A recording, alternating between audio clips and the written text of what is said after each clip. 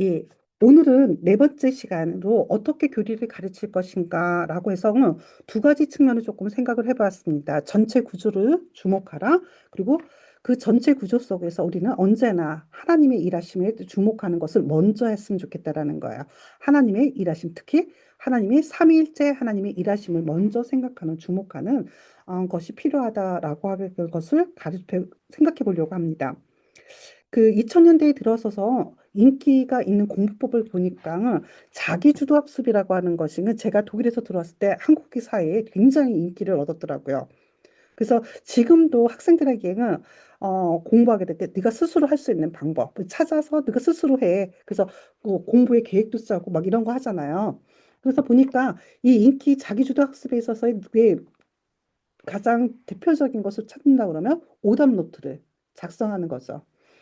권사님 맞죠? 김기영 권사님 맞죠? 그래서 오답 노트를 갖다가 작성하라고 얘기하게 되죠.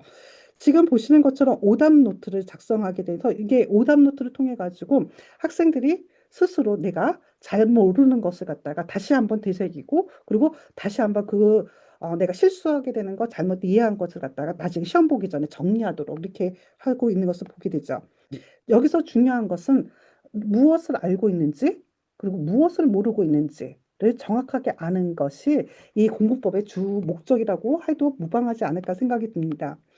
지금 이 공부법은요, 소위 말하면 인지 심리학이라고 하게 되는 것에 있어서 메타인지의 기초를 두고 있는 거래요. 어, 그러니까 메타인지란 말을 갖다 한 번도 들어보지 못하신 분들은 그게 뭔지 좀 궁금해하실 것 같은데요. 이 메타인지라고 것을 근거로 두고 있다라고 하게 되는 것은 첫 번째, 내가 무엇을 알고 있는지, 내가 무엇을 모르는지라고 하는 것은 자기를 자신을 이해하는 힘이 있어야 된다라는 겁니다. 첫 번째 메타인지는 나를 이해하는 힘을 가지고 있어야 된다라고 얘기합니다. 그래서 내가 나를 관찰하는 일, 진짜 나의 모습이 무엇인지. 제가 이 공부법을 보고 나서 너무 놀랐어요. 너무 놀랬다라고 하는 게 뭐냐면, 음, 이게 정말 공부하는 데 있어서 정말 중요하구나. 라는 것을 저 개인적으로도 많이 생각을 하게 되는데, 어, 제가 그 독일에서 유학을 하게 되면서, 어, 그 몇 가지 유형의 공부하게 되는 사람들의 몇 가지 유형을 조금 봤는데요. 음, 그때 유학 오신 거기 계시는 교포들이 그런 얘기를 많이 하셨어요. 그러니까 이상하게는 서울대에서 온 학생들이 공부를 하는 게 굉장히 힘들어한대요. 그러니까 서울대를 졸업하고 그 독일에 와서 유학하는데 그 학생들이 공부하는데 거기에 적응하는데 굉장히 힘들어한다는 거예요. 그래서 왜 그럴까? 왜 서울대 학생이면 우리가 생각할 때 서울대 학생은 굉장히 뛰어난 학생들이고 그리고 우리가 그렇잖아요. 지금 여기서 한국에서 0.1%에 드는 아이들이만 서울대를 가게 되는데 그 학생들이 왜 이 유럽에 와서 공부하는데 그게 적응하는데 굉장히 힘들까라고 했을 때 그 친구들은 한 번도 그런 얘기를 들어본 적이 없을 거예요. 그러니까 자기가 알고 있는 것을 한 번도 이렇게 떠듬떠듬 말해본 적도 없었을 거고요. 그리고 내가 알고 있는 내용임에도 불구하고 아무 말도 하지 못하게 되는 그런 상황을, 그러니까 알아듣지 못하게 되는 상황을 한 번도 경험해 본 적이 없었던 거죠. 너희들도 굉장히 잘하고, 그리고 모든 것을 알고 있고, 잘 설명할 수 있는 그런 능력만 가졌었는데, 독일에 와서는 누군가의 도움이 필요하고, 누군가에게 내가 알고 있는지 모르고 있는지를 갖다 설명해 줘야 되는 이런 상황들을 경험하지 못하게 되니까, 그것이 그 사람들을 굉장히 우울하게 만드는 것은 아닌가라는 생각이 개인적으로 들었었습니다. 마찬가지로요, 이 메타인지를 하게 되는데, 나를 이해하는 힘이라고 하게 되는 것을 세 가지로 설명하더라고요. 자기 자신을 보는 거울이고, 그리고 스스로를 믿는 능력이 있고, 그리고 나의 완벽하지 않은 모습을 인정하는 것이다. 라고 얘기해요. 지금 자기 자신을 보는 거울, 그리고 자기 스스로를 믿는 능력, 그리고 자기의 완벽하지 않은 모습을 인정하는 것. 이것이 그리스도인에게서도 꼭 필요하다는 거죠. 그리고 이것은 그리스도인에게서 절대적으로 필요하고 아이들이 지금 공부하는 가운데서 내가 아는 것과 모르는 것을 인정할 수 있는 것. 그것이 바로 내가 죄인임을 인정할 수 있게끔 만드는 데 있어서 중요한 단초가 되지 않을까라는 생각이 들었습니다. 그래서 지금 오늘 여기서 얘기하기는 나를 이해하는 힘이라고 얘기하는 것에서 주목한 것은 나의 완벽하지 않은 모습을 인정하는 것. 여기였습니다. 그 텔레비전에서 보니까 0.1%의 비밀이라고 하게 되는 그 교육 프로그램이 있었었대요. 그때 어 이것을 기획하고 그리고 이것을 방영하기로 하겠다는 그 드라마 팀이 너무 놀랬었대요. 뭐 보고 놀랬냐면, 그러니까 소위 말하게 되는 상위 0.1%에 드는 뛰어난 아이들 그룹하고 일반 학생들하고 이렇게 비교를 했는데 그렇게 특별하게 차이가 나지도 않는다라는 거예요. 아이들에게 뭔가를 갖다가 했을 때 그렇게 특별하게 뭔가 칠판에다가 단어를 놓고 그것을 외우는 것을 했을 때 일반 학생이나 0.1%의 예, 그 상위권에 있는 학생이나 그렇게 크게 차이가 있지 않았다라는 거예요. 근데 그러니까 너무 당황해가지고 그 인지심리학을 전공하시는 그 교수님을 찾아가서 이 방영을 하지 못할 수도 있겠다라고 하게 되는 어려움을 토로했대요. 그때 그 인지심리학자가 제안했던 게 뭐냐면 바로 나는 몇 개의 단어를 외울 수 있는가? 이렇게 질문하는 것이 아니라 바로 나는 몇 개의 단어를 맞출 수 있는가를 한번 물어보라고 했대요. 그러니까 내가 몇 개의 단어를 외울 수 있는가 하게 됐을 때는 0.1% 상위에 있는 아이들이나 일반 아이들은 외우는 능력에 있어서 그렇게 큰 차이가 나타나지 않았었는데 나는 몇 개의 단어를 맞출 수 있는가라고 했을 때 일반 학생들하고 0.1%의 영재권에 들어가는 학생들하고 차이가 있었다는 거예요. 그 차이가 뭐였냐면 보통 그 일반 학생들은 어떠한 단어를 갖다가 나열해 놓고 너 그러면 이 단어를 한 3분이든 5분이든 시간을 두고 그것을 외우게끔 하고 난 다음에 물어보는 거죠. 너는 지금 이 단어를 몇 개를 맞출 수 있을 것 같아? 물어보게 되면은 일반 학생들 같은 경우는 하고 일반 학생하고 그다음에 0.1%의 영재 학생하고 차이를 드러내는데요. 예를 들어서 일반 학생은 10개를 내가 맞출 수 있어. 이렇게 얘기하고 나면 그 결과 외운 것을 하게 되면 7개 내지는 8개를 맞춘대요. 근데 0.1%의 학생들에게 물어본 거야. 그럼 너는 몇 개를 맞출 수 있니? 그러면 나는 7개를 맞출 수 있을 것 같아. 그러고 말하고 난 다음에 그 결과 동일하게 7개를 맞춘다는 거예요. 바로 여기에 0.1%의 비밀이 있다라는 거예요. 지금 일반 학생들은 자신이 무엇을 알고 있는지, 무엇을 모르는지를 판단을 못했다라는 거죠. 그러니까 자신이 더 많이 알고 있고 더 많이 외울 수 있을 거라고 생각하고 있었다라는 거죠. 자기의 능력보다 더 많이. 근데 0.1%의 학생은 정확하게 내가 무엇을 알고 있고 무엇을 내가 하지 못했는지를 정확하게 자기를 이해하고 있었다라는 거. 그게 0.1%의 비밀이래요. 이 지금 보시는 것처럼은 메타인지는 나를 이해하는데 나의 일을 이해하는 힘인데 그러면 내가 무엇을 아는지 그리고 내가 무엇을 모르는지를 생각하고 사유하는 것을 성찰이라고 하더라고요. 성찰을 하는데 이 성찰을 통해서 메타인지는 어떻게 이루어지게 되냐면 자신이 가지고 있는 것을 관찰해요. 앞에 있는 것을 관찰하고 그것을 평가하고 그것을 점검하고 통제하고 관리하게 되는 요 시스템 아래에 있어서 자기를 성찰을 한다라고 얘기합니다. 그렇게 해서 재밌는 것 하나를 또 얻었는데요. 지식하고 지혜의 차이가 뭔지를 아느냐라고 얘기하더라고요. 이 지혜라고 얘기하게 되는 것은 지혜는 바로 그러니까 우리가 단편적으로 어떠한 객관적인 사실을 아는 지식이 아니라 그 지식과 지식을 연결시켜 줄 수 있는 연결시켜서 하나의 그룹을 만들어낼 수 있는 것을 지혜라고 하더라고요.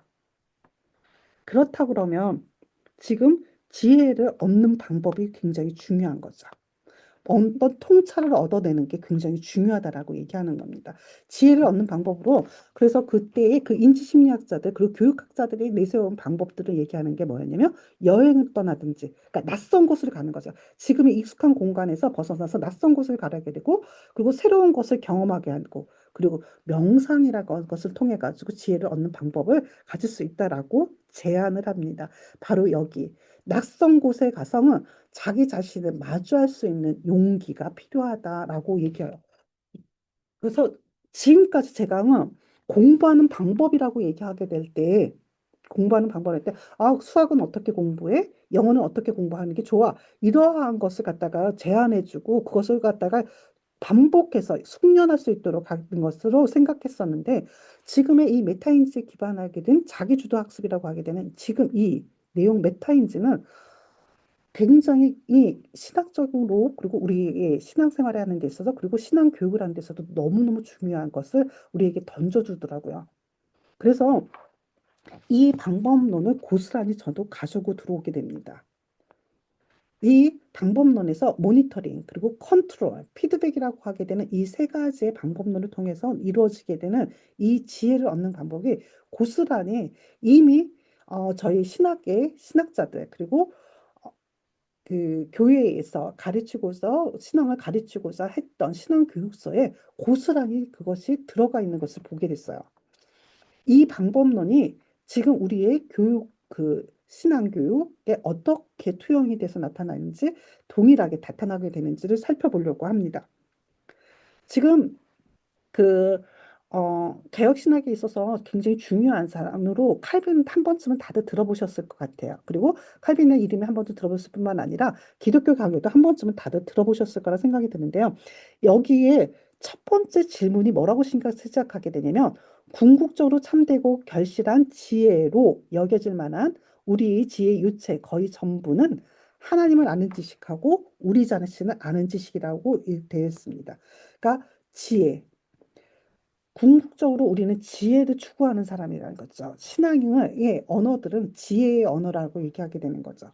근데 이 지혜의 언어가 뭘로 되어 있냐면 하나님을 아는 지식하고 우리 자신을 아는 지식으로 두 부분으로 되어 있다는 거예요. 이 두 부분으로 이루어지게 되는 이 지혜를 뭐라고 그러냐면 이 둘은 많은 고리로 이루어져 있어서 무엇이 다른 것을 앞서며 무엇이 다른 것을 낳는지 분별하기가 쉽지 않다. 그 말은요, 하나님을 아는 지식하고 그다음에 우리 자신을 아는 지식은 아주 밀접하게 연결돼 있다라는 거예요. 밀접하게 연결돼서 무엇을 먼저 가르쳐야 되고 무엇을 나중에 가르쳐야 될지 그런 것을 알 수가 없다라는 거죠. 그러니까 무슨 말이냐면 거기에 설명하기를 뭐라냐면 우리는 우리 자신에 대한 지각으로부터 즉시 돌이켜 우리 안에 살며 기동하며 계신 하나님에 대한 직관으로 행하지 않는 한 결코 우리 자신을 볼 수 없기 때문이다라고 되어 있습니다. 무슨 말이냐면요. 음, 제가 길게 이렇게 써놨는데요. 우리가 우리 자신을 자신의 내부를 갖다가 좀 솔직하게 자신을 다시 한번 들여다본다는 거죠. 내 자신을 한번 들어보자면서 내 안이 내가 어떠한 사람인지 어떠한 존재인지를 갖다가 한번 되새겨 보자는 거야. 성찰의 시간을 가져보자는 거야. 그러면은 내 마음이 정말로 순수한 상태에서 상대방을 대하고 있는지, 내가 정말 온전하게 마음으로 하나님께 예배를 드리고 있는지 스스로의 마음을 한번 대점검해 보자는 거죠. 그러면은 내 안에 정말 온전한 마음이 아니라 내 안이 오염되어 있고 내 안에 뭔가 나는 하나님 앞에서 죄를 범하고 있다라고 하게 되는 것을 발견하게 된다라는 거예요. 하나님의 완전하심 앞에서 나의 마음을 비추어 보게 됐을 때 내 마음은 정말로 오염이 되어 있고 그리고 죄의 덩어리에 불과하다라는 것을 발견하게 된다는 거죠. 나를 발견하고 이 죄의 덩어리인 나에게서 이것에서 벗어날 수 있는 것은 바로 누구를 바라볼 수밖에 없냐면 하나님을 바라볼 수밖에 없다라고 얘기하는 거죠. 지금 보시면은요. 1장 2절에 우리의 마음은 오염된 인간의 한계 내에 붙들려 있느나 조금 덜 더러운 가장 순수한 것으로 조금 더 더러운 것을 가장 순수한 것이라 여기고 흡족해 한다라는 거야. 그러니까 우리는 지금 인간이라고 하게 되는 모든 사람들은 자기 마음속에 아주 순수하게 나는 순수하게 너를 도와주는 거고 나는 정말 진정된 마음은 너에게 친구가 되고 싶어 이렇게 말을 하고 있지만 그 안에 사람들에게는 약간의 자기 욕망, 자기 욕심들 그리고 자기가 어 그런 것들이 숨겨져 있다라는 거죠. 그래서 어떤 그런 의미에서 보게 되면 우리가 정치나 뭔가 선거를 선택하게 될 때 최선의 선택하는 게 아니라 차악을 선택한다 그러잖아요. 그러니까 그런 표현이 바로 여기에 해당되는 거죠. 지금 조금 덜 더러운 것을 갖다가, 그러니까 다 검게 오염이 된 거예요. 모든 사람이 검게 얼굴에 됐는데 거기 보니까 조금 덜 회색빛을 띠고 있는 게 있더라고요. 그래서 밝은 회색빛을 띠고 있는 것을 우리는 가장 순수한 것으로 여기고 있더라는 거죠. 근데 그거는 순수한 게 아닌 거죠. 그래서 뭐라고 그러냐면 이는 마치 검은색만 보던 눈이 희뿌연 것도 가장 희거나 심지어 검정이 조금도 뿌려지지 않은 것으로 판단하는 것과 같다. 즉 우리가 만약 한낮에 대지를 내려다보거나 우리 눈앞에 펼쳐진 것을 바라본다면 우리는 자기가 가장 강력하고 가장 명확한 시력을 타고났다고 여기게 될 것이다. 그러나 우리가 두 눈을 바로 뜨고 태양을 쳐다보며 응시할 때는 지상에서 그렇게 강력하게 작용했던 그 시력이 심히 찬란한 광채로 말미암아 즉시 마비되고 약해질 것이다. 그래야 땅의 것을 헤아리던 우리의 그 날카로움이 이 태양으로 나아갈 수 없게 될 때에 단지 무덤이 될 뿐이라고 인정하지 않을 수 없게 될 것이다. 이렇게 얘기합니다. 그러니까 좀 풀어서 얘기한다면은 우리가 안에서 검정거, 회색빛, 그리고 검정 회색빛, 그다음 회색, 밝은 회색이라고 했을 때 우리는 회색, 밝은 회색임에도 불구하고 그것을 하얗다라고 순수하다고 얘기하는 거. 그다음에 지금 여기서 보니까 여기서 굉장히 우리가 멀리 굉장한 시력을 가지고 있어서 먼 곳도 바라볼 수 있고 아주 분명하게 눈앞에 펼쳐진 것을 아주 명확하게 바라볼 수 있다 할지라도 태양 앞에서 태양을 쳐다보고 응시할 때는 그것이 아무런 의미가 없게 되는 것을 보게 된다라는 거죠. 그러니까 우리는 이런 상태에서 눈을 들어 지상 너머를 바라봐야 된다. 지상 너머를 바라보지 않느나 자기의 지혜, 아름다운 능력에 만족해가지고 가장 달콤한 말로 자기를 사랑하고 자기를 반심을, 여기서 반신은요, 어, 한 반 정도, 반신이에요. 그러니까 반 정도의 신이 되는, 나 자신을 신처럼 섬기게 되는 거. 그런 데서 벗어날 수 없다라는 거죠. 그런데 이 지상 노모를 바라봐야 된다는 거죠. 이것이 지금 메타인지에서 얘기하게 되는 초월적, 그 메타인지 위에 있다라고 얘기하게 되는 거거든요. 근데 여기서 보시게 되면 하나님, 그러나 일반 우리가 하나님에 대한 생각을 가다듬기 시작하게 했게 됐을 때, 그래서 하나님이 어떤 분이신지, 하나님의 의가 무엇인지, 그의 능력이 무엇인지, 그 완전함이 얼마나 엄밀한지를 헤아리게 되면 그 기준이 우리 기준에 맞춰져야 된다는 거죠. 그러면 전에 의로 가장하고 우리가 즐겁게 하던 것이 정말 더럽고 최고의 악한 것으로 바로 우리는 깨닫게 될 겁니다. 그리고 지혜란 이름으로 우리에게 놀랍게 주어졌던 것이 악취를 풍기며 극도의 어리석음으로 바뀌게 되는 것을 경험하게 될 거라는 거죠. 이처럼 우리 자신을 바로 안다라고 하는 것은 하나님의 아는 지식을 이르게 되고 하나님이 가지고 있는 하나님의 온전함과 완전함과 그 전능하심이라 것을 묵상할수록 우리 자신이 정말로 그분의 완전하심에서 멀어져 있다라는 것을 우리는 알게 된다라고 얘기하는 거죠. 그래서 칼빈이 이야기하는 것을 보시게 되면요.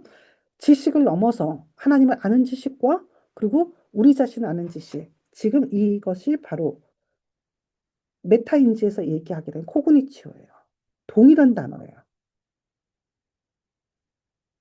이 코그니츠를 넘어가지고 궁극적인 지혜를 얻게 된다라고 얘기하게 되는 거죠. 정말로 놀랍게도 그 메타인지에서 인지라고 하게 되는 게 바로 여기서 지식으로 번역한 이 코그니츠와 같은 단어예요. 그래서 칼빈이 이야기를 하게 되는 이 하나님을 아는 지식과 그리고 우리 자신을 아는 지식이 바로 궁극적인 지혜에 이르게 된다라는 거죠. 그러면은 제가 그 복음송 하나를 갖다가 가지고 들어왔는데요. 전에 이걸 제가 그 올해 초에는 하나님의 성품에 대해서 교회에서 강의하면서 이 내용을 갖다가 한번 했었어요. 그러니까 지금 이 주여 우린 연약합니다라고 하게 되는 이 가사 내용 속에서 하나님에 대한 것과 그리고 우리 자신에 대한 것에 어떻게 표현하고 있는지 그것을 한번 찾아보자라고 했었었거든요. 지금 보시는 것처럼 주여 우리 연약합니다. 우린 오늘을 힘겨워합니다. 주뜻 이루며 살기에 부족합니다. 우린 연약합니다. 주여 우린 넘어집니다. 오늘 하루 또 실수합니다. 주의 긍휼을 구하는 죄인입니다. 우린 주만 바라봅니다. 한없는 주님의 은혜 온 세상 위에 넘칩니다. 가릴 수 없는 주 영광 온 땅 위에 충만합니다. 주님만이 기려오니 우린 그 길 따라갑니다. 그날을 우리 이루실 주는 완전합니다. 그러면 한번 찾아볼까요? 인간인 우리를 나타내는 단어가 뭐가 있을까요? 지금 보시면 다들 그 소리가 안 들리네요. 연약이요. 그렇죠. 연약이 있죠. 또 부족합니다. 그렇죠. 힘겨워하는 것, 그 부족합니다. 그다음 넘어집니다. 넘어집니다. 실수합니다. 실수합니다. 죄인, 힘겨워하는 죄인이다. 죄인입니다. 그렇죠. 죄인입니다. 그렇죠. 그렇죠. 이런 것들이 지금 우리 인간하고 관련된 것이고요. 그러면은 하나님에 관련된 주님하고 관련된 것들은 뭐가 있을까요? 네, 은혜, 그렇죠. 네, 은혜. 근데 그 영광, 잠시만요. 은혜. 은혜죠. 근데 이 은혜를 나타내는 소속이 한없는 은혜예요. 없는 은. 그렇죠. 하나는 은혜. 그리고 온 세상에 넘친다고 그랬죠. 넘칩니다. 네, 그리고 또 하나 가릴 수 없는 가릴 수 영광. 없는 영광. 그러니까 음, 이 영광이 겹치는데 이게 너무 벅차서 가릴 수 없는 영광. 그래서 온 땅이 충만하다 그랬죠. 그리고 주님만이 길이오니 우리는 그 길 따라갑니다. 그날에 우리 이루실 주는 완전합니다. 완전합니다. 하나님을 표현하는 단어를 찾아보니까 영광, 은혜, 완전, 충만, 국률 이런 것들을 찾을 수가 있을 것 같아요. 지금 얘기해 봤을 때 우리를 나타나는 단어 보게 되면 연약합니다, 실수합니다, 부족합니다, 죄인입니다 이런 것들이었죠. 그죠? 지금 보시는 것처럼은 하나님을 나타내는 거 그리고 우리를 나타내게 되는 그 성품 외에 보게 되면은요 영광, 충만, 완전, 은혜, 궁유 이런 것은요 하나님에게도 속한 거고요 우리에게도 속해요. 우리에게도 속한다라는 말은 무슨 말이냐면 이 성품의 언어 그러니까 궁율이란 말은 지금 하나님에게 속하는 성품에 속하는 것으로 했지만 우리에게도 동일하게 궁율함이 있죠. 그죠? 그리고 완전하다, 은혜다. 그러니까 누군가에게 은혜를 베푸는 것도 하나님께서 우리에게 주시는 은혜도 있지만 이 은혜는 우리가 사람들에게 베풀 때도 은혜를 베풀다 이렇게 사용해요.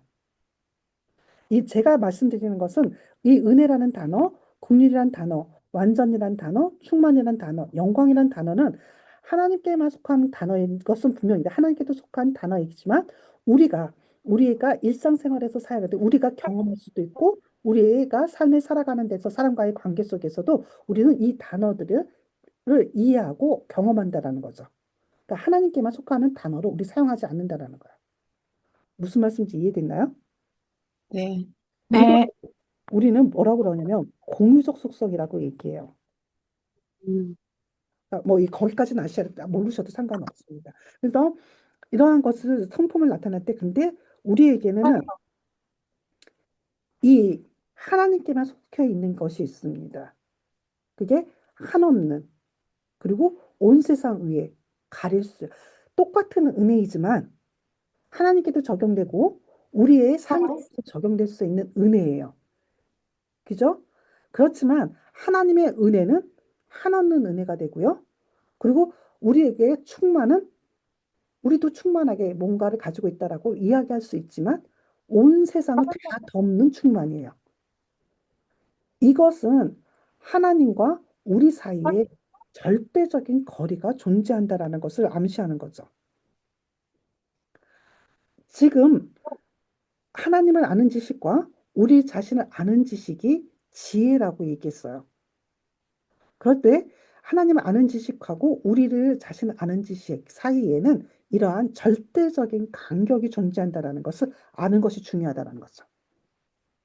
그러면 하나님이 그 절대적 간격이 존재하기 때문에 우리가 가지고 있는 우리 안에 나의 그 죄성이라고 얘기하게 되는 것을 침착하고 바라보고 온전하게 보게 될수록 우리는 하나님을 바라볼 수밖에 없는 그러한 존재라고 하게 되는 것을 설명하고 있는 거죠. 그러면 하나님을 아는 지식하고 인간을 아는 지식을 두 개를 갖다가 한꺼번에 가르칠 수는 없잖아요. 그죠? 그러니까 하나님 아는 지식을 가르치고 인간을 아는 지식을 가르쳐야 되는데 그러면은 무엇을 먼저 가르쳐야 되냐는 거야. 가르침에 올바른 순서가 있다라는 거야. 저는 이 칼빈의 기독교가 1권 1장 3절에 바로 이것을 가르침에는 올바른 순서가 있습니다. 그래서 하나님을 아는 지식과 인간을 아는 지식이 정말 밀접하게 연결돼 있어서 내가 하나님을 알면 알수록 인간의 본질이 어떠한지를 알게 되고 인간의 본질이 어떤지를 알면 알수록 하나님이 어떤 분이시라는 것을 명확하게 알 수 있습니다. 그렇지만 우리가 가르치게 될 때는 하나님을 아는 지식을 먼저 가르쳐야 되는지 아니면 우리 자신을 먼저 가르쳤는지 생각해 보시라는 거예요. 거기에는 바른 순서가 있습니다. 그러면서 칼빈이 올바름의 바른 순서를 뭐라고 얘기하게 되냐면 하나님을 먼저 가르치라는 거죠. 하나님을 가르치라고 얘기하게 되는 게 저는 그 메타인지에서 얘기하게 되는 베타인지라는 거예요. 나보다 위에 있어서 위에 있는 그 무언가에 의해서 나 자신을 보라는 거죠. 그러니까 그 당연히 메타인지가 하나님의 눈을 가고 동일하다라는 것을 의미하는 것은 아니에요. 이거 그렇게 생각하시면 안 돼요. 그러니까 메타인지라고 얘기하게 되는 것은 하나님의 눈이 아니에요. 그것은 거기서 얘기하게 되는 메타인지는 인간에게 주어져 있는 인간에게 주어진 인간 스스로가 가진 인간에게 주어진 것을 갖다가 메타인지 속에서 설명하는 거지만 저는 제가 여기서 하나님의 눈이라고 하게 되는 것은 바로 우리 하나님 초월적인 절대적인 나에게서 절대적 거리 속에 있는 그분 그 하나님이 나를 위해서 무엇을 계획하시고 무엇을 갖다가 이루시기를 원하시며 무엇을 이루어 가고 계시는지를 보는 하나님의 계획하심을 먼저 생각하라는 거죠. 그래서 이게 이 하나님의 아는 성품. 그래서 우리가 지금 유초등부 같은 경우에는, 그러니까 유초등부 같은 경우에는 지금 하나님의 성품을 좀 가르치고 있을 거예요. 하나 바이블을 통해 가지고 하나님의 성품을 가르치게 되는데 이 성품 교육 과정에 보시게 되면은요. 지금 12가지 지금 그러니까 거룩, 오래 참음, 의, 선, 진실, 신실, 사랑, 용서, 온유, 긍휼, 지, 영광. 지금 여기 있는 거는요. 다 소위 말하게 되면은 공의적 속성이에요. 그러니까 하나님께만 속해 있는 그런 속성이 아니라 하나님께 속해 있는 속성이고 우리 그 인간이 이해하고 그리고 우리 인간 사이에서도 사용되고 있는 속성이죠. 이 속성을 제가 한번 분류해 봤어요. 분류해 봤으니까 우리의 교육 과정은 다 이렇게 세 것으로 나누어지더라고요. 우리 인간이 가지게 되는 우리가 제가 기억을 더듬으시면요. 제가 영혼이란 것을 갖다가 가르칠 때 하나님께서 우리에게 영혼을 주신 것은 생각하게 되는 거, 느끼는 거, 그죠? 생각하는 거, 느끼는 거, 그리고 도덕적으로 판단하는 것이 다 영혼의 역할이라고 그랬었어요. 그죠? 그 성품에 다 들어가죠. 정신적인 거, 영혼의 역할이에요. 그리고 도덕적인 거. 그리고 하나님께서 인간을 만드신 목적이 뭐냐는 거죠. 그게 영광이라. 그래서 보시게 되면은 그 교육 과정에 성품이 거의 대부분이 도덕적인 거죠. 도덕적인 성품 많이 다루고 있는 것을 보게 됩니다. 이런 도덕적인 것을 넘어서서 하나님 많이 가지고 계시는 성품이 있는데요. 이거는 인간에게 주어지게 된 것은 아니에요. 그래서 영원이라고 얘기하게 되는 거, 불변이라고 얘기하게 되는 거, 편재라고 얘기하게 되는 거. 이것은 인간에게서 경험될 수도 있는 것도 아니고 인간의 언어 속에서 설명될 수 있는 것도 아니에요. 그렇지만 아주 조금 이해는 할 수 있어. 어떤 건지. 예를 들어서 편재라고 하게 되는 거. 편재라고 얘기하게 되는 것은 그나마 여기서 조금 우리가 이해하는데 조금 할 수 있는데요. 이거 보시면 조금 이해되시겠어요? 인공위성? 그러니까 지구가 있는데 지구에서 떨어져서 우주에 인공위성이 있는 거죠.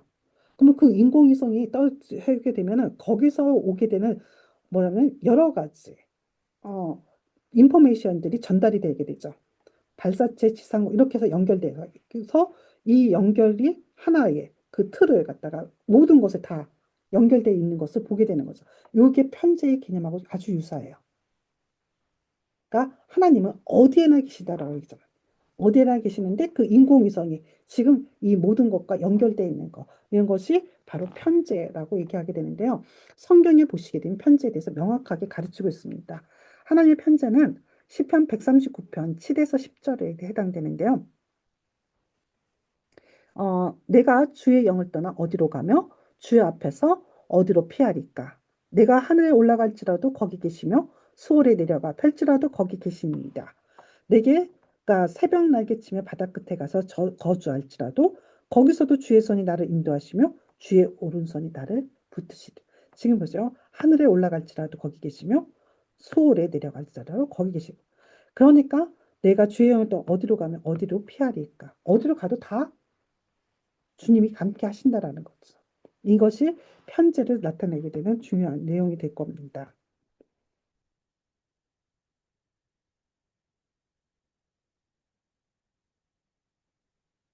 그렇기 때문에 하나님께서 우리에게 몸과 영혼을 주셨다라고 얘기하게 되는 것은 우리가 몸과 영혼을 가진 존재를 하나님께서 창조하셨고 그 창조의 목적에 따라 우리는 몸과 영혼을 사용해야 되고 우리 영혼으로 하나님이 창조한 목적을 바로 알아야 되고 우리는 몸으로 그것을 살아내야 되는 존재가 되는 거죠. 하나님의 본성을 먼저 알고 그리고 우리가 그 본성에 맞게 우리가 살아가야 된다라고 하는 것을 얘기하게 되는데요. 지금 하이델베르크 신앙교육서 1문에서 보시게 되면은 이 유일한 위로를 갖다가 그리스도와 연합된 존재라고 얘기했어요.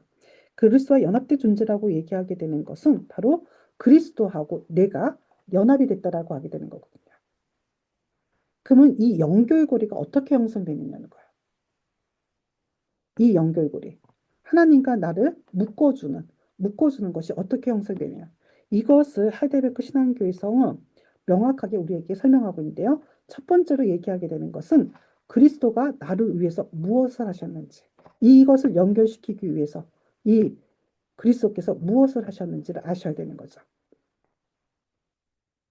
그래서 하이델베르크 신앙교육서 1문을 보시게 되면요. 뭐라고 되냐면 그분은 자신의 보배로운 피로 나의 모든 죄를 위해 값을 지불하셨다라고 얘기했고요.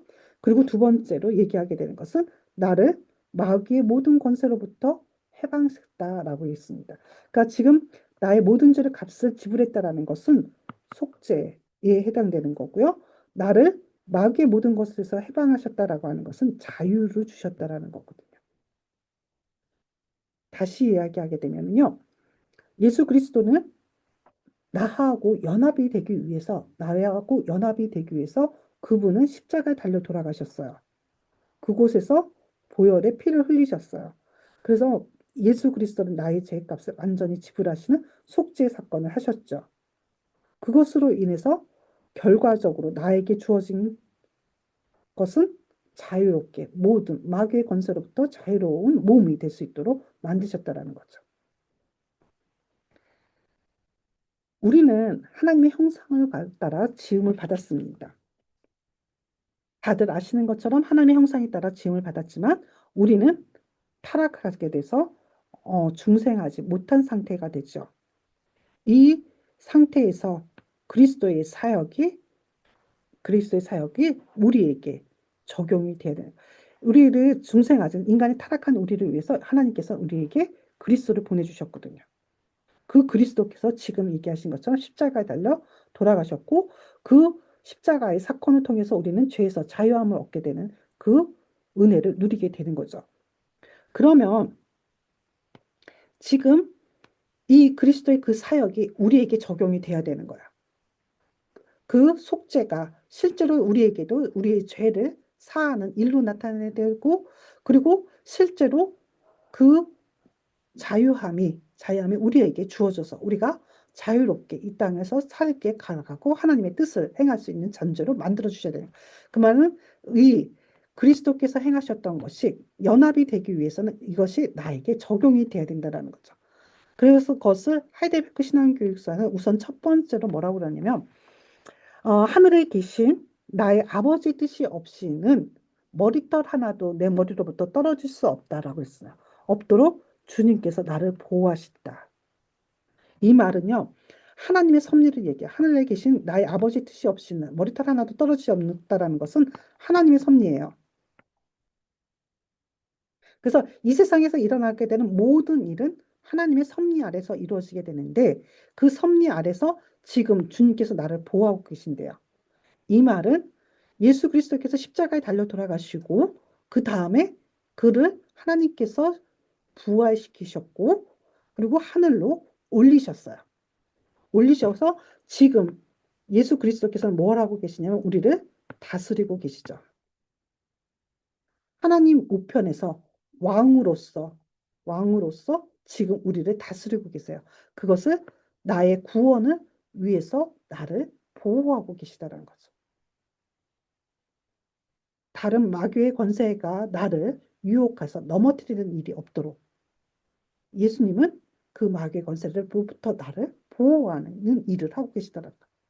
이 보호하심이 예수 그리스도의 다스림이라고 하는 것을 의미하겠죠. 그래서 이 모든 만물들도 이 예수 그리스도의 다스림 안에서 나의 구원이 성취될 수 있도록 그렇게 일을 하고 있다라고 하는 거예요. 지금 두 번째 이야기하게 되는 것은 구원을 위해서 우리에게 구원에 예수 그리스도의 우리를 구원하시기 위해서 하나님께서는 예수 그리스도를 십자가에 달려 돌아가게 하셨고 그리고 그를 부활하게 하셨습니다.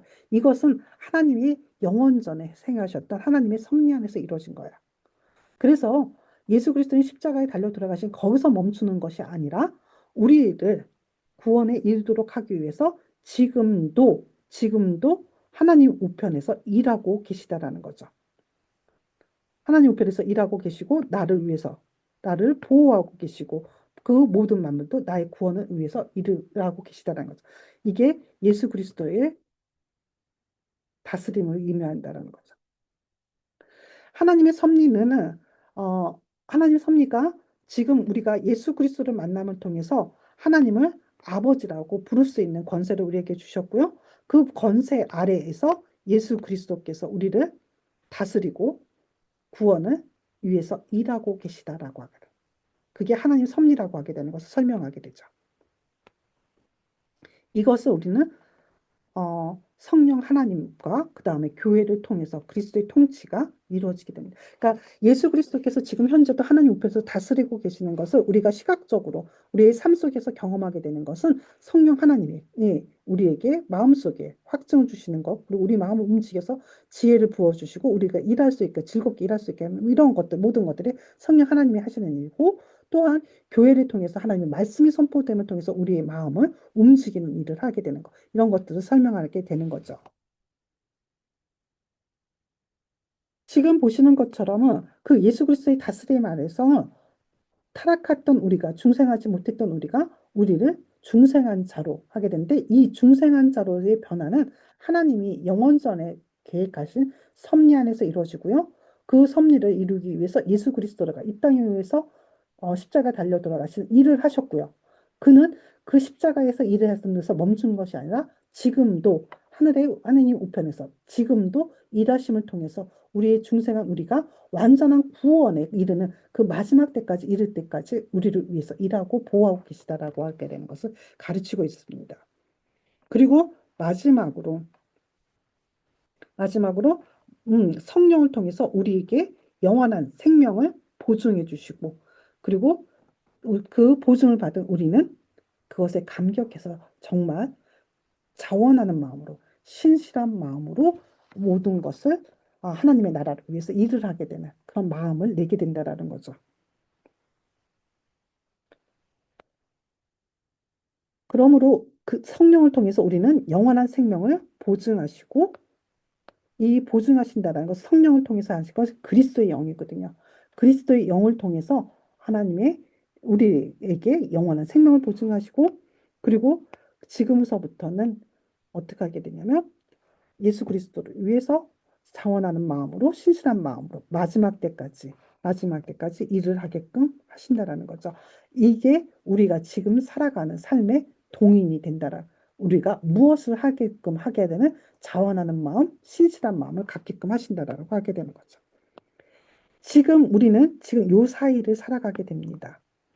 이 땅에서 중생을 체험한 자로서, 그리스도인으로서 영화의 길을 걸어가게 되는 그 길을 우리는 걸어가고 있는 거죠. 이 길에 예수 그리스도의 다스림 아래 있고요.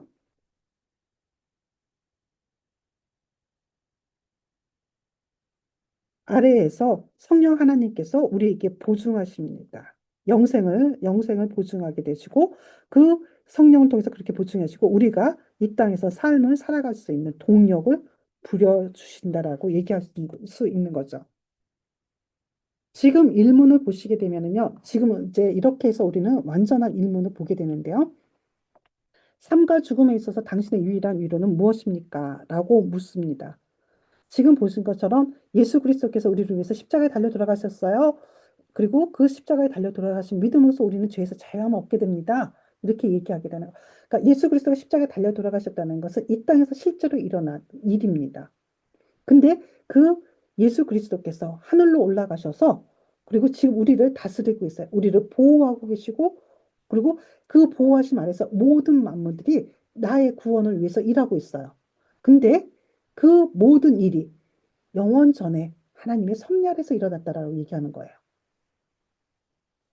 그러니까 예수 그리스도의 이 모든 일들이 하나님의 섭리 아래서 이뤘고, 그 섭리 아래서 성령 하나님을 보내서, 지금 그 그리스도의 영을 보내서 우리의 마음에 확증을 주시고 우리가 즐겁게 하나님의 나라를 위해서 일할 수 있도록 하신다라고 합니다. 지금은 하이데거크 신앙교육서는 굉장히 그리스도 중심이에요. 지금 모든 것이 다 그리스도 중심의 사역을 갖다가 이야기합니다. 십자가에 달려 돌아가신 일, 그리고 그리스도의 다스림 아래서 우리의 구원을 위해서 일하고, 여전히 지금도 일하고 계시다라는 거. 그리스도 중심의 사역을 하고 있는데, 그것을 잔잔히 조금 살펴보게 되면은요, 삼위일체의 하나님의 일하심을 나타내고 있는 것을 명확하게 알 수 있습니다. 예수 그리스도의 십자가의 사건, 그리고 그 지금도 다스리시는 예수 그리스도의 다스림은 하나님이 영원 전에 섭리하셨던 그 하나님의 섭리의 사역을 통해서 이 땅에 구현돼서 나타난 것이거든요. 그래서 삼위일체 하나님의 일하심이 바로 우리와 예수 그리스도와 우리를 연결해 주게 되는 연결고리의 완성이 되게 되는 거죠. 우리는 그리스도 안에서 하나님과의 관계가 회복됩니다. 그래서 내가 이 그리스도 안에서 하나님과의 관계가 회복되기 위해서는 스스로 내가 어떠한 존재인지를 명확하게 알아야 돼. 내가 어떠한 존재로 이 땅에서 살아가고 있는지를 정확하게 아는 게 좋아. 그러니까 인간이 가지고 있는 무한한 능력이 있고, 그리고 인간이 가지고 있는 이 무한한 지식과 그리고 무한한 능력이 이 삶을 살아가고 변화시켜 온 것은 분명한 사실입니다. 그렇지만 인간의 존재가 무엇을 할 수 있는 존재인지, 무엇을 못하는 존재인지를 정확하게 아는 것. 그것은 내가 정말 죄에 묶여져 있는 존재라고 하는 것을 아는 것. 거기서부터 출발하게 되는 거죠. 그래서 이런 것을 정확하게 알게 될 때, 내가 가지고 있는 내 안에 죄와 비참함이 얼마나 큰지를 알게 될 때, 사람은 거기서부터 어떻게 벗어날 수 있는지 하나님의 구원의 역사를 바라보기 시작한다는 거죠. 하나님의 구원의 역사를 바라보기 시작하게 되면, 하나님께서 이 땅에서 나를 구원하시기 위해서 자신의 아들을 보내시면서까지 이 일을 행하셨구나라는 것에 대한 감사가 나오게 되는 거죠. 그래서 하이델베르크 신앙교육서는 바로 이 세 가지의 축으로 이루어져 있습니다. 내가 어떤 존재인지를 아는 것, 그리고 내가 어떻게 구원을 받아야 되는지, 그리고 그 구원받은 자로서 내가 하나님께 어떻게 감사를 드려야 되는지. 이게 하이델베르크 신앙교육서의 전체의 틀이에요. 그래서 우리가 하이델베르크 신앙교육서를 볼 때 이 세 틀의 관점에서 모든 전체를 갖다 볼 수 있어야 돼요.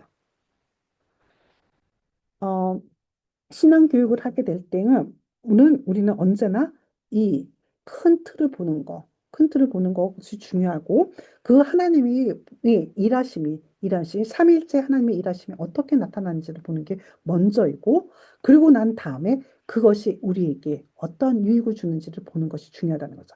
하나님이 하시는 일과 그것이 나에게 어떤 유익을 주는지 그래서 하나님이 하시는 일과 내가 하는 일이 같이 연결되어 있다라고 하는 것이 우리에게 지혜라는 것으로 나타난다는 거죠. 하이델베르크 신앙교육서는 굉장히 이러한 구조로 이루어졌습니다. 지금 보시는 것처럼요. 신앙교육서 하이델베르크 신앙교육서 31분을 보시게 되면 예수 그리스도에 대해서 질문합니다. 지금 그분은 왜 그리스도 기름 부은 자라 부릅니까? 그러고 나서 대답하게 되면 그분은 우선은 기름 부음 받은 자라는 것에 대한 설명이 되어요. 성부 하나님으로부터 임명받고 성령으로 기름 부음을 받으셨기 때문입니다. 라고 해서 이 그리스도가 기름 부음 받은 자라는 것에 대한 것을 설명해 주죠. 개념을 설명해 주고 그분이 어떻게 그러면 기름 부음 받았느냐고 것을 세 가지로 설명하는데요. 우선 큰 선지자 선생으로서 그리고 두 번째는 대제사장으로서 세 번째는 영원한 왕으로서 그가 기름 부음 받은 자로서 우리 일을 하셨다라는 것을 설명하는데요. 선생으로서 우리의 구원을 위한 하나님의 감추인 경영과 뜻을 온전하게 계시하시는 일을 하셨고요. 대제사장으로서 십자가에 달려 돌아가셨다라고 하는 거죠. 그래서 우리를 구속하셨다라는 것을 의미하고요.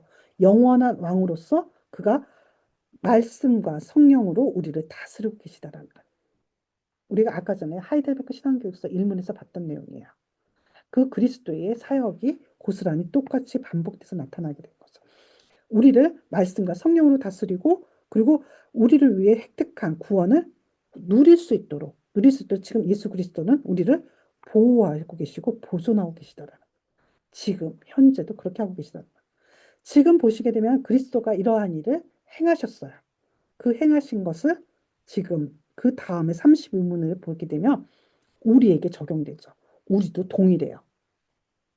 왜 우리는 그리스도인이라 불립니까? 라고 하게 되면서 왜 그리스도이냐? 내가 믿음으로 그리스도의 지체가 되어 그의 기름 부음에 참여했기 때문에. 그래서 그리스도인이라고 얘기하게 되면서 세 가지로 설명하는데요. 선지자로서, 제사장으로서, 그리고 왕으로서. 동일하게 예수님이 행하신 일이 고스란히 우리에게도 적용된다는 거죠. 우리도 이 땅에서 선생으로서 그리고 제사장으로서 그리고 왕으로서 해야 될 일들을 가르치고 있는 하나님이 하시는 일 그리고 예수 그리스도가 하시는 일, 그 일은 고스란히 우리에게 해야 되는 일, 우리와 관련이 되어 있는 일이라는 것을 이 하이델베르크 신앙교서는 이 두 축을 통해 가지고 계속해서 가르치고 있는 것을 보게 됩니다. 지금 보시는 것처럼, 그러니까 제가 메타인지라고 얘기하게 되는 설명하게 되면서 두 가지로 오늘 설명했는데요. 메타인지를 통해서 나 자신을 아는 거, 내가 어떠한 존재인지를 아는 거, 그리고 그 존재가 그러니까 내가 어떤 사람인지를 갖다가 직면하게끔 하기 위해서 성찰이라고 하게 되는 나를 직면하는 용기가 필요하다라는 것을 이야기했습니다. 이 교육 방법론은 고스란히 하이델베르크 신앙교육에서 그리고 우리의 우리 신앙에 있어서 우리 자신을 아는 거, 우리의 존재가 어떠한 존재인지 직면하는 거, 그것이 출발점이라고 하게 되는 거죠. 하이델베르크 신앙교육서는 아주 명확하게 우리 자신이 어떤 존재인지를부터 출발합니다. 내가 죄인이라고 하게 되는 거, 그리고 내가 정말 비참함에서 살아가는 존재라고 하게 되는 거. 그 존재라고 하게 되는 것을 깨닫고 났을 때 우리는 하느님이 우리를 위해서 하시는 그 일을 바라보게 될 거라는 거죠. 이 두 가지는 하나님이 하시는 일과 우리 자신을 아는 것으로부터 시작되는 이 두 가지는 밀접하게 연결이 되어 있는데 만약에 우리가 무엇을 먼저 가르쳐야 되는지 생각할 때는 우선순위는 언제나 하나님의 일을 하시는 하나님의 성품이 무엇인지를 아는 거, 하나님이 어떠한 존재이시는 것을 아는 거, 거기서부터 시작해서 그분이 나에게 어떠한 존재인지를 고백하게끔 가르치는 것으로 방향으로 나가는 것이 좋다라는 거죠. 오늘은 제가 너무 두서없이 너무 크게 길게 설명한 듯한데요. 이야기하고자 하는 것을 어떤 의미에서 보게 되면, 음, 제가 굉장히 무리해서 지금 메타인지라는 것을 가지고 들어온 것은 아닌가 조금 염려가 되긴 하지만은 그 메타인지라고 하는 것에 하나님의 지식하고 동일하지 것은 아니라는 것을 정확하게 아시고요. 제가 갖고 들어온 이유는 그 원리가 지금 하이델베르크 신앙교육소나 그리고 그 이런 교육을 하는 데 있어서 중요한 원리를 우리에게 제공하고 있는데 그것을 조금 이해할 수 있는데 도움이 되지 않을까 해서 가지고 들어왔습니다. 음, 어떠셨나요? 이해하는데?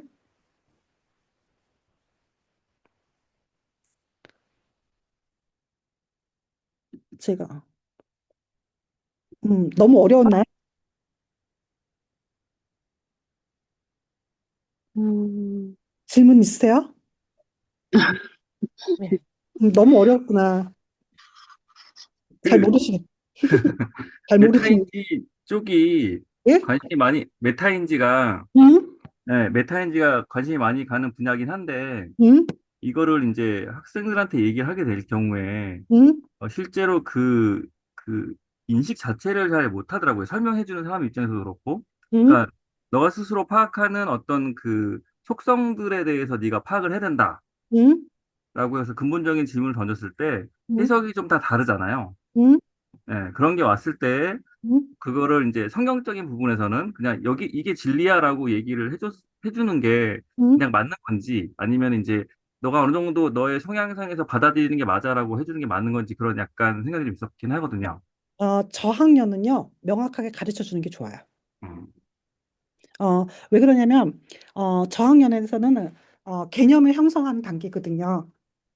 그러니까 그러니까 저희가 교리의 언어의 개념을 형성하는 단계에 있을 때는 명확하게 가르쳐 주는 게 좋아요. 그래서 제가 그 봤을 때 적어도 4학년, 5학년 초까지는 그냥 명확하게 가르쳐 주는 게 좋은 것 같아요. 음, 근데 그 6학년, 5학년, 6학년, 5학년이나 빠른 친구도 5학년이나 그리고 6학년 그리고 중학교 1년, 중학생 넘어가게 되면은요. 이때는 중학교 1, 2학년 이때는요. 아이들이 생각하는 단계거든요. 사유를 스스로 해요. 그러니까 왜라는 질문을 하기 시작하는 때거든요. 이때는 가르쳐 주는 것이 아니라 그러니까 명확하게 이거다라고 하는 것보다는 생각할 수 있도록 옆에서 유도해 주는 게 굉장히 중요해요. 그러니까 음, 그 생각하게 하는 게 좀 가끔 가다가는 위험하다는 생각이 살짝 들었었어가지고, 음, 음. 그러니까 예, 그래서 그 가이드라인은 명확하게 해주셔야 돼요. 그러니까 이 아이들 사유가 그냥 자기 마음대로 사유가 아니에요. 그러니까 내가 생각하는 것은 생각한다라고 하게 되는 것은 생각의 출발점이 있게 되는데 이 출발점은 명확하게 해주셔야 돼요. 그리고 이 생각의 테두리가 어디까지도 벗어나서는 안 된다라는 이 울타리는 선생님이 정확하게 갖고 계셔야 돼요. 음, 이게 만약에 되지 않으면 아이들은 자기 마음대로 해요. 그 가이드란 울타리를 만들어주는 게 선생님이 하셔야 되는 거예요. 그리고 그게 교육에서는 굉장히 중요해요. 음, 그래서 제가 지금 이 교육을 선생님들을 중심으로 이 교육을 시작한 이유, 그리고 부모님들을 중심으로 이 교육을 시작한 이유는 선생님들이 가르치는 과정 속에서 아이들에게 정말 명확하게 이야기할 때 명확하게 이야기하지 못한다면 아이들은 더 혼돈스러워요. 그래서 특히 고학년, 중학교 1, 2학년 때는 더더욱 그렇고요. 오히려 음, 3, 4학년 이하에 있는 아이들 같은 경우는 명확하게 이것을 정의를 내려주고 이 정의를 갖다가 그 아이들이 숙지하도록 해주는 데서 해주는 단계에서 멈춰도 되거든요. 근데 사유하게 되는 단계에 가게 됐을 때는 이 울타리도 선생님들이 정확하게 안 해주게 되면은 이 아이의 사유는 어 자기 마음대로 막 또 어디로 튈지 몰라. 그래서 선생님들이 이 울타리를 가르칠 수 있도록 하기 위해서 제가 지금 이 수업을 시작한 이 모임을 시작한 거였거든요. 그래서 지금은 이제 시작하게 되는 것은 어떤 의미에서 보게 되면 큰 가이드라인만 지금 제가 하는 거고요. 실제로 이제 그 울타리를 만드는 것은 교리 교육을 시작하게 되면서 그 울타리를 어디까지 만들어줘야 되는지 그것이 보이기 시작하지 않을까 생각이 들어요. 쉽지 않아요.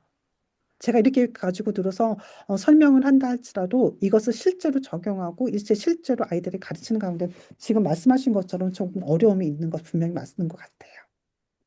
음, 음, 또 다른 질문 있으신가요?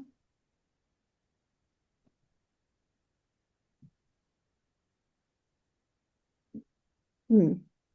저는 메타인지를 잘 모르지만 지금 제가 교리 교육에 관심 갖게 되면서 메타인지를 보면서 야, 이게 그들이 사용하고 있는 그러니까 일반 교육법에 교육학에서 그리고 그게 사실 메타인지라고 얘기하게 되는 게 교육학에서 사용하고 있는 방법론이 아니더라고요. 그러니까 원리대로 한다 그러면 그것은 어 그 소위 말하게 되면 그러니까 심리학에서 많이 사용하게 돼요.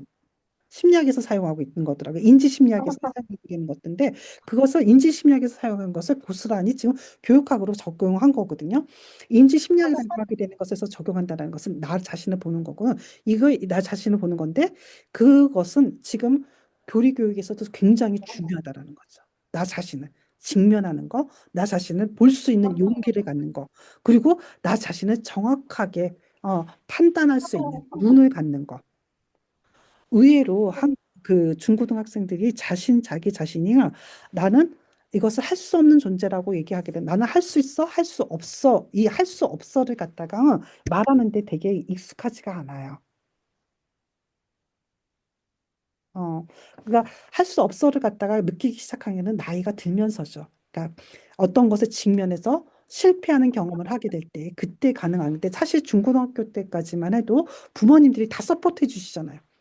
모든 서포트가 다 되는 상황 속에서는 내가 실패라고 하게 되는 것을 갖다가 경험할 틈이 없는 거죠.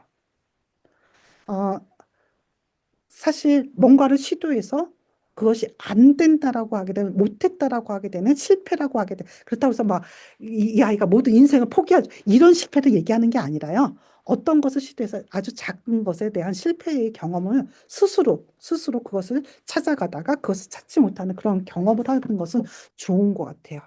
그게 나중에 커서도 그렇고 지금의 자기 자신을 직면하게 되는 용기를 낼 수 있는 그런 첫 출발이 되지 않을까 그런 생각이 들었어요.